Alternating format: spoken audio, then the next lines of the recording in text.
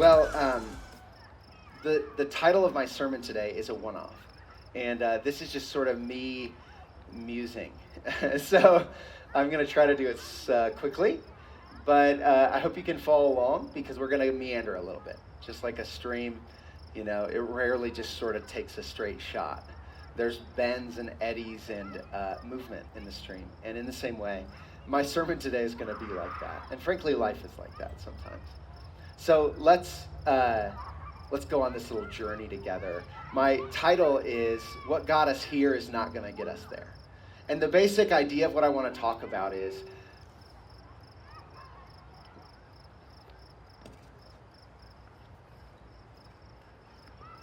check. Okay, sorry, I just couldn't do the echoey thing. So the basic idea of my sermon today is, how do we transition in moments in our spirit when natural transitions happen outside of us, right? Life is full of transitions. And as I look around, I could sort of start pointing out your transitions because I know a lot of you. And there are moments that it would not make sense to stay where we were. Think about the growth of human, life. And you start as a kid, and when you're a kid, you should be a kid. You should not try to grow up too fast, right? But once you become a teenager and then adult, and then, sort of keep climbing the ranks, it would be silly to still be acting like a kid, right? And for whatever reasons, and we don't know all of these markers, there are moments or markers that sort of are hill humps in between the old and the new. And a lot of the point or the idea that I want to talk about today is when we get to those humps and we start to see ourselves peering over the edge of a hump, we need to figure out in our spirit how to address and look at where we've been and what we've learned and where we've come from. But then we need to learn how to sort of set that down and embrace courageously the next step over the hill. And especially in our relationship with God.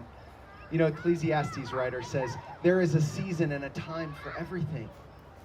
And what he's saying is there's a time to embrace the present always.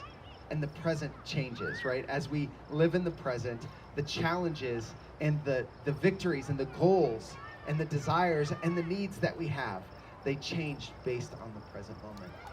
Now, specifically, I started thinking about this because COVID has drastically changed our world. And we didn't know that last March in 2020, we were looking over the edge of a hill and life as we knew it was going away and the new life was coming in. We just didn't know it. It was impossible to see that brick wall that we were hitting. And I think many of us struggled to sort of transition out of where we were to where we needed to go. And yet I know that through that transition, we found all kinds of beauty along the path.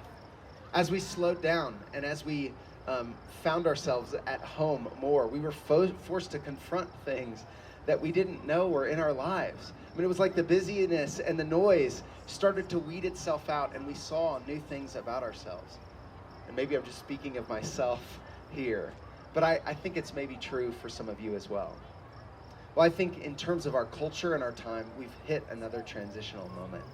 And it's kind of weird to be hitting this transitional moment because we're looking around and we're not wearing masks. 2 or 3 weeks ago, there in the rec center, we were going to have to do kids' masks inside. Now we don't have to. I mean, the transition is happening right before us. And yet at the same time, if you're following the world at all, you know that India and their second wave has been hit harder than ever. The need and the cause of pain and suffering in India it's horrific. It's horrific. And we've been staying connected with some missionaries that our church is connected with, and just writing emails back and forth with them. They are suffering terribly. They have pictures of bodies being burned in just open air, like with, it's just so sad, And so here we are in beautiful, perfect Durango, Colorado, and yet our world's in chaos. And yet our world is transitioned to where now we have different kinds of social freedoms than we did before. And so I've been thinking, how do we take what we've learned and yet step courageously into the next season?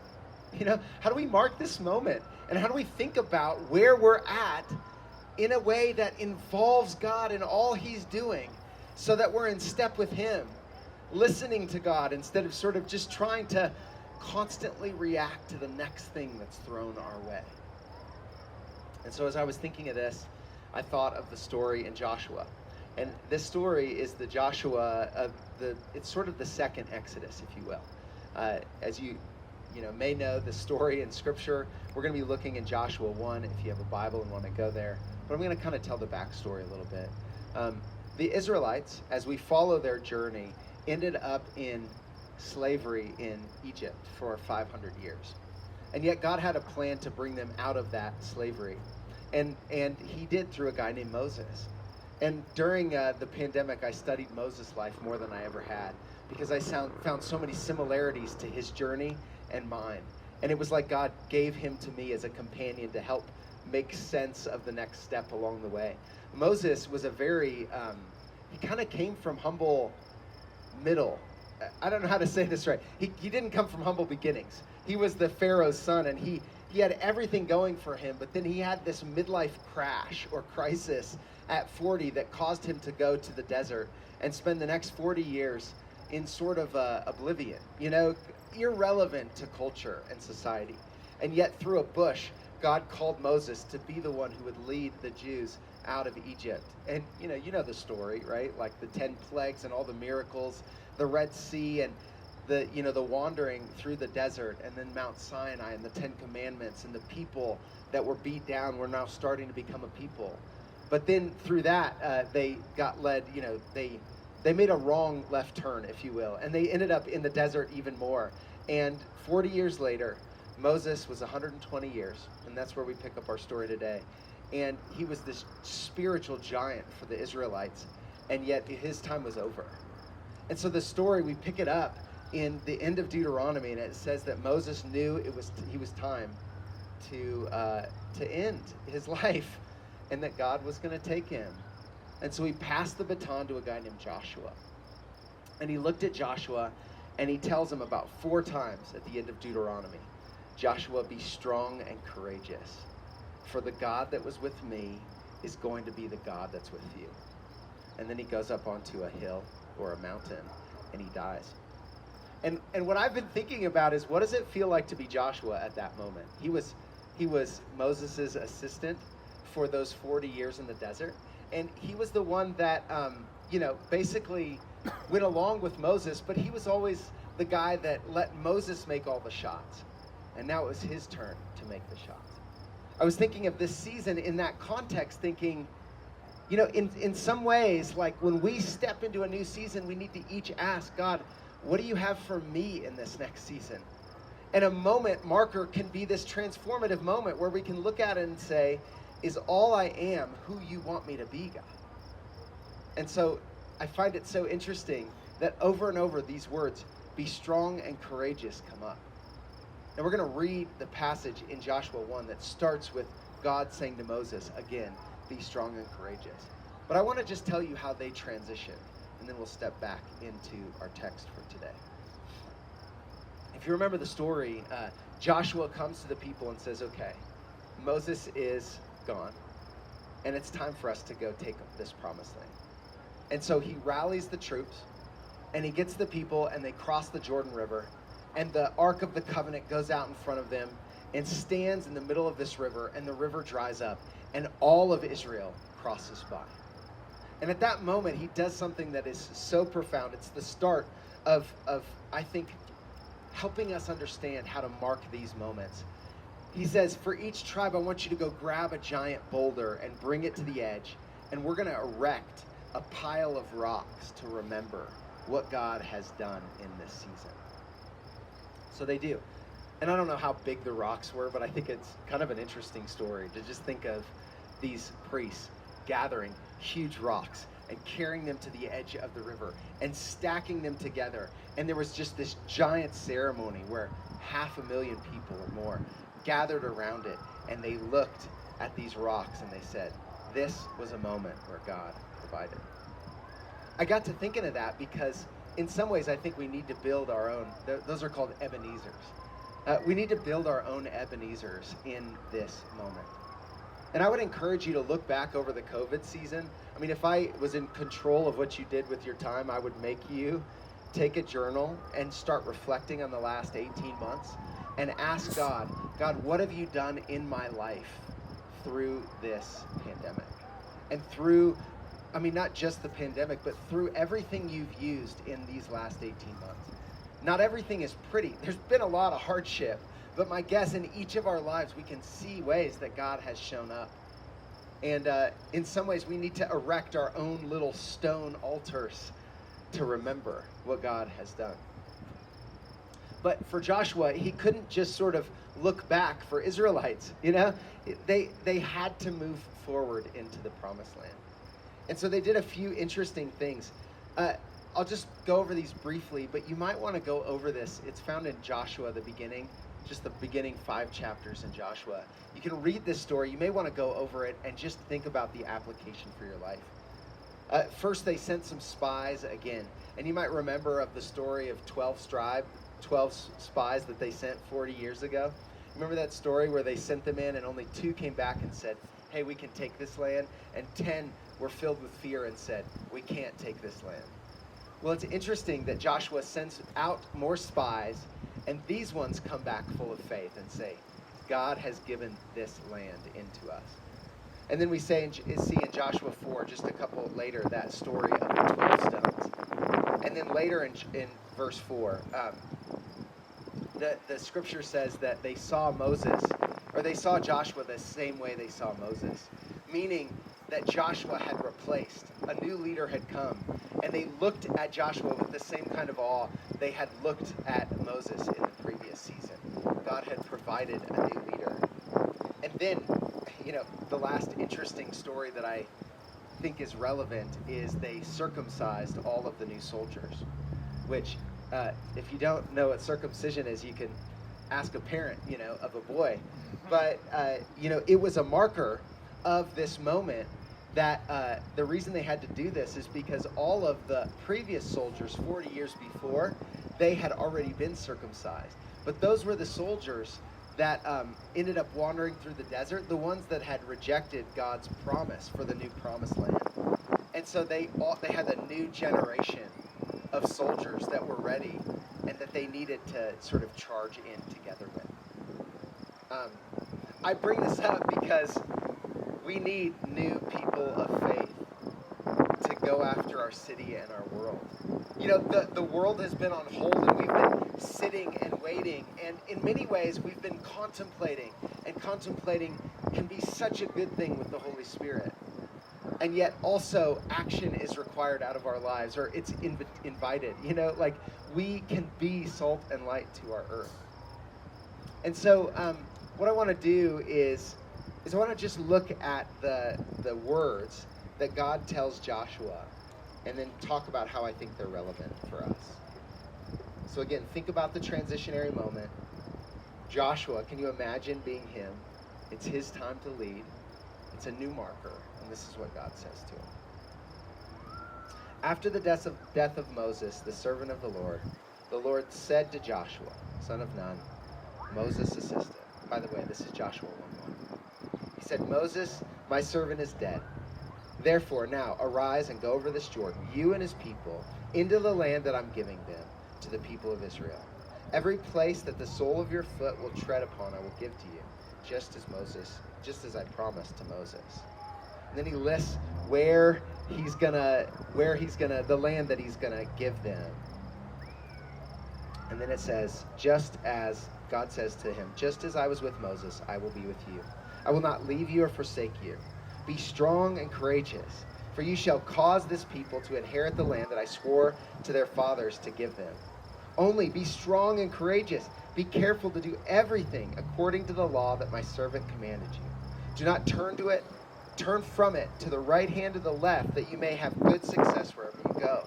This book of the law shall not depart from your mouth, but you shall meditate on it day and night, so that you may be careful to do all that is according to all that is written in it. For then you will make your way prosperous, and then you will have good success. Have I not commanded you? Be strong and courageous. Do not be frightened. Do not be dismayed, for the Lord your God is with you wherever you go. I want to just sort of draw up 3 quick ideas from this. The first one is, as I said before, what got us here will not get us there. The way we've been living and the season that we've been in needs a transitionary moment. And by the way, this is really healthy. This is good. God built us to be this way, to embrace the season as it comes. And I just wanted to remind you of that right now, you know? I wanted to sort of put it just like Joshua. I mean, Joshua was in this moment where he was the assistant of Moses. And God knew that it was time for Moses to now step up and Joshua to step up and not be the assistant anymore, but to lead the people to the next place. In the same way, maybe some of you recognize that the season that you're about to step into might be different than the season that you've been through. Maybe God would have new roles for you or new invitations in this season. And I find it important that over and over and over the same words come out: be strong and courageous. Why? Because I think it takes strength and courage to step into the next thing that God is doing. I mean, I know for me, it does. It took strength and courage to try to figure out how to do video sermons and to try to lead our church into a season of outposts, home churches, knowing that it wouldn't fit everybody, and knowing that it would be kind of like a scattered cat organization, you know, which I don't think is a thing, but that's what I knew it would feel like in some ways, right? And yet I knew there would be life in that, and that we had to be courageous and step into it as a church and do life differently, you know? And now in this season, I recognize as we regather here at the rec center, and as some of our church team has decided that the next season of this church is to be more established and to find a place, a building actually, to commit ourselves to so that we can be a solid, stable location and face of Jesus in the city. I know that's going to take strength and courage. I know that just rallying people to church in the 21st century is going to take strength and courage. I know to be a loving presence of Jesus to my neighbors and the people around me is going to take strength and courage. I know just to be the kind of dad that I want to be and husband that I want to be is going to take strength and courage. You know, I think strength and courage marks what we can step into in the midst of transitionary seasons. And my guess is that each of you have some kind of recognition that life, as it transitions, you need to step into the next season with courage. Because the opposite would be to shrink back in fear. And that's why God said to Joshua, do not be afraid. You know, Joshua had been wandering around in this desert wilderness forever. And I've been to the wilderness. It's actually not as bad as you think. You know, anybody who's backpacked or hiked knows that the wilderness can actually be beautiful. And these Israelites had grown accustomed to the life of the wilderness. But the next season that they had ahead of them was the season of the Promised Land.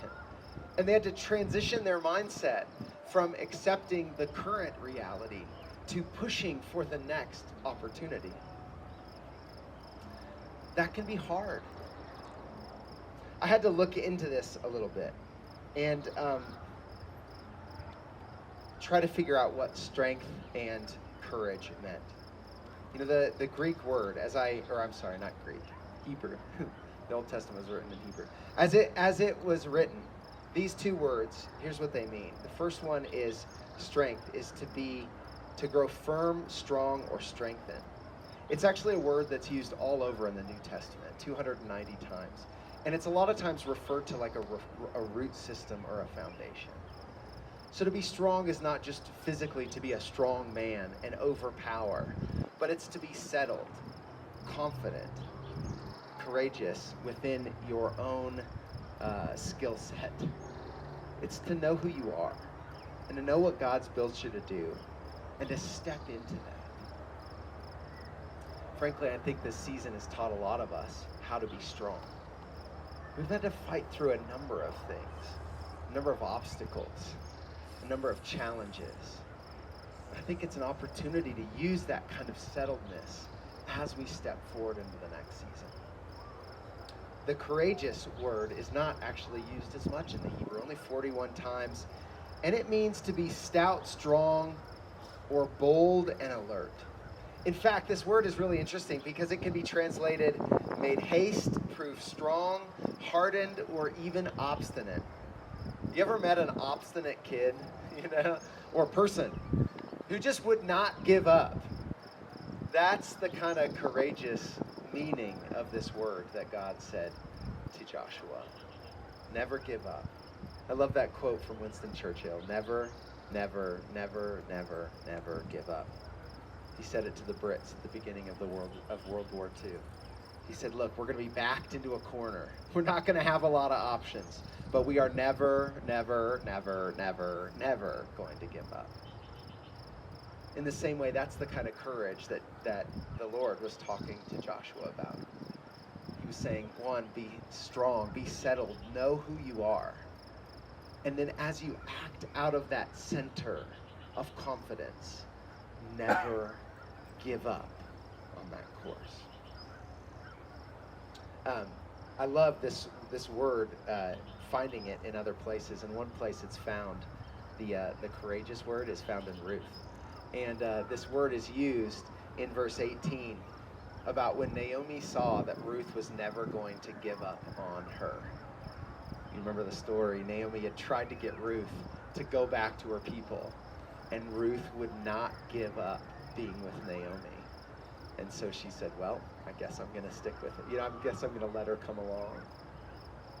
I think this gives us a great word picture, doesn't it? Now here's with my sermon, here's what I don't know. I don't know what you need to be strong and courageous in. I would think it would be silly for me to sort of say, here's the vision of the church and you need to do that, because that would be a too direct application of this message. This, I find it really interesting that this message was given by God to one person. This message was given to Joshua. God said to Joshua, be strong and courageous in this next season. And so I'm going to just sort of say that to you.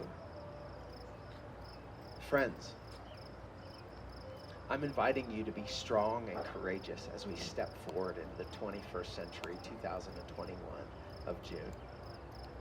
I'm inviting you to look at the world in the face and say, God has invited me to be a light to this city, to the people around me, to my family, to my friends. I'm inviting you to know that God has given you all of the courageous strength you need to face all of the obstacles that are in your way. The people that rely on you, the battles that you fight, the addictions within you, the personality things that you struggle with. God has given you everything you need to show up and be courageous for this moment. And we see this story being ultimately fulfilled later in Jesus, who was the example of being strong and courageous, wasn't he? Justin, you're good. I'm just going to talk for a little bit. You're down. Okay, can you give that to me? You do need it.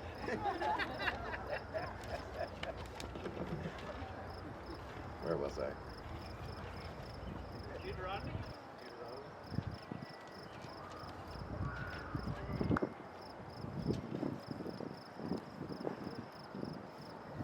No, really, where was I? That's what I wanted to say. I'm not here to say that you haven't been strong and courageous last year. My guess is that each of you picked yourself up by your bootstraps and figured out how to follow God into the season of COVID. My guess is that the challenges you had to fight for and fight through, you looked them in the eye and you looked them head on. And I'm just sort of here to say, I think we're in another moment where it's time to be strong and courageous, and maybe in a different way. Maybe the application is new. Maybe the obstacles are different. Maybe the challenges are more real, but in a different way. And my encouragement in each of you is you can do it. God is with you. Jesus is the archetype. He came through life just like we did, and he fought for the things he believed in, even to the point of death. And when he rose again and said, I am now putting that spirit within you. I died and rose again so that you could embrace the power of resurrection in your life. That's powerful.